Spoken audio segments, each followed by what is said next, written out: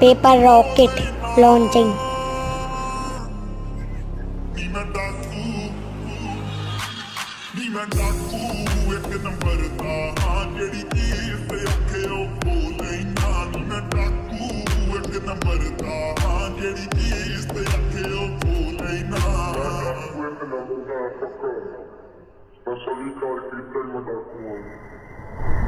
ਮੈਨੂੰ ਕਹਿੰਦੀ ਕਿ ਤੂੰ ਕਹਿੰਦੀ ਐ ਤੇਰੀ ਸ਼ਕਲ ਕਾਬਲ ਨਾਲ